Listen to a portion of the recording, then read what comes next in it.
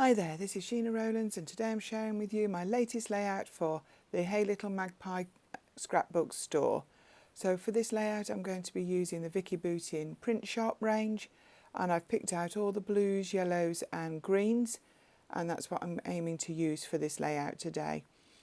I've got the 12 by 12 paper pad and I really like this paper with the blue paint stripes.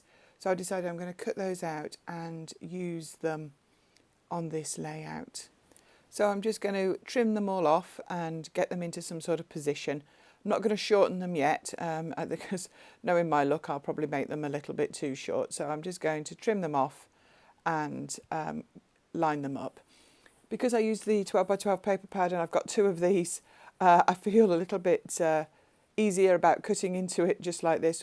I always find it difficult to break into a range for some reason, I don't know, but once I start to cut into it, it seems to make it easier. Sometimes I feel like I'm collecting collections rather than using them, but because the paper on the back of this is really nice. It's got like black type journaling. It looks really nice, so that you may see the other side of this or the other sheet appear on a layout soon. So I'm just going to distress the edges and bend the sides up a little bit, and look, I want them to run pretty centrally across the page. That's the original plan. This distress tool that I'm using is just I think it's from Prima. It's very old now. Always looks like a foot sander to me, but it's very useful, and I'm just going to give that paper a bit of a distress. So now I'm going to trim them down a little bit. I'm going to mark where they hang off the 12 by 12 paper because I'm actually going to take them over to the sewing machine and sew down the centres. I've just done that in white cotton, so it's not very obvious, but it's another level of texture. So I've gone through the Vicki Boutin like foundation pad. It's got all the mixed media already done for you, and it's absolutely like ready to use mixed media pages. And I've picked this background with the yellow circles on it, and I think that would be perfect to be underneath these arrows as such.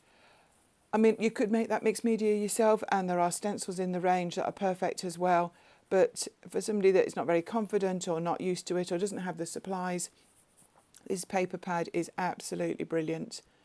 I do some mixed media, but I don't get very messy, so I just think it adds a whole new layer to this. So I'm just coming in with some wet glue and I'm going to stick down these like arrow shapes just on where I've stitched them, because I want to then curl the edges up a little bit and just make sure they are all roughed up. That's why I cut them with scissors in the first place and not with any sort of trimmer, because I knew that the level of the edges, it was never going to be an issue. So because normally I'm a trimmer sort of girl, but I did use the scissors for this one because I knew it wouldn't really matter. So this is just some wet glue that I'm using there just to get those into place.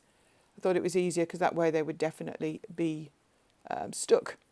I'm using the ruler down the centre just because I'm trying to look at the 6-inch mark so that they actually line up on both sides, and just, as I say, lifting the edges. So the photo will fill the gap in between. Now I was going to stick it in the trimmer, but it was too big, so I hand cut off the extra bits, and then I'm going to actually pop it in the trimmer and just straighten those up a little bit. But I like the way that's looking so far. I'm a bit tight with a range, so I will keep hold of those bits I just cut off, at least to start with, because you never know when you're going to need it. And with this range, I bought something I hadn't bought before, and it's a paper pack.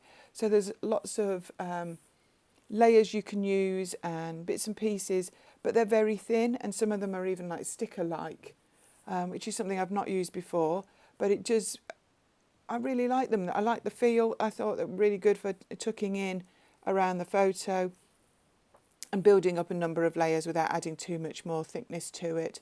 So I tipped everything into a tray of colours that were similar to what I was using.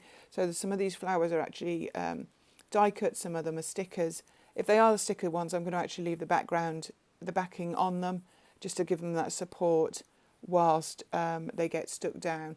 It's not the sort of thing where they'll actually lift away from the backing, so it's not a big deal at all. So I'm just adding a few of the die cut flowers and leaves and things either side, going with a bit of a diagonal feel, so top right and bottom left, just to go with the flow of the arrows.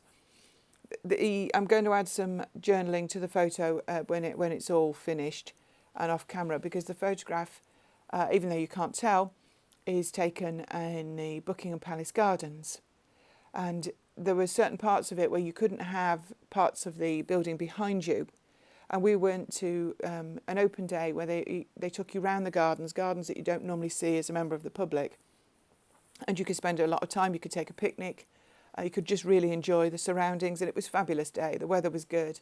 You can see the roses behind us in the photograph.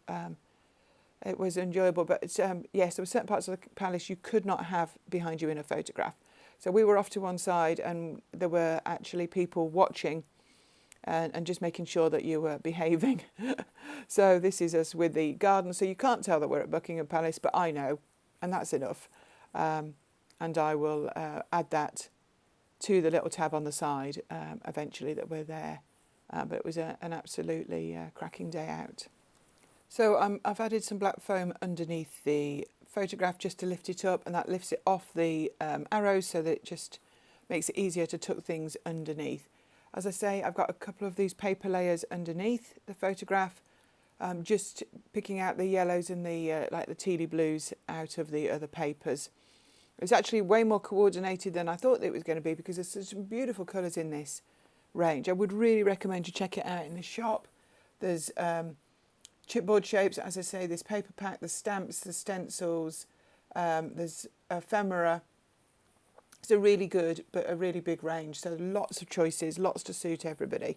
I think this is one that you could actually use to actually scrapbook the majority of life events, because it's got such a wide range of colours and interest.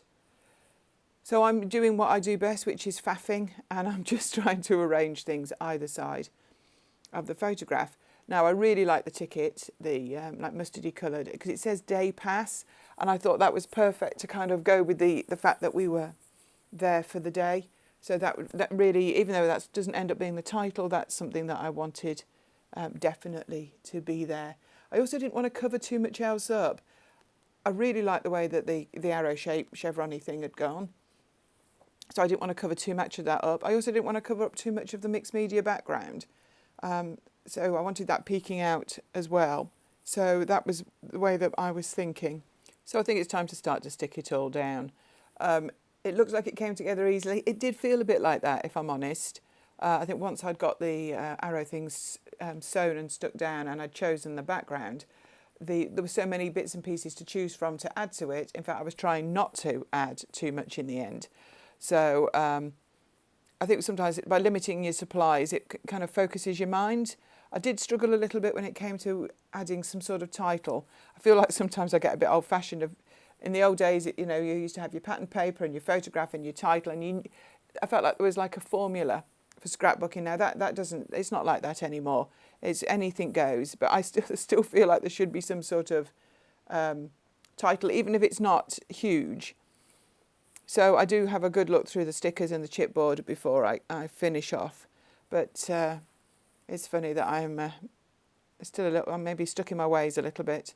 But I'm just going through. I do like the way that's come together. I'm just making sure everything's stuck down, maybe a bit of foam pads behind a few things.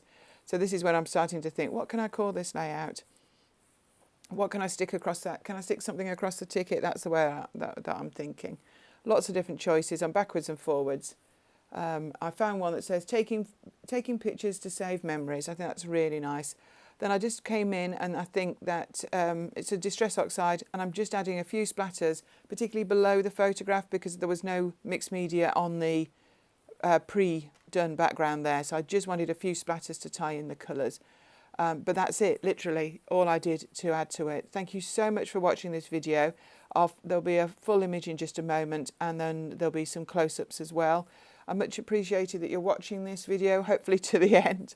If you can give me a thumbs up, give us a comment, ask me any questions if you want to, and hopefully I'll see you here again soon. Bye for now.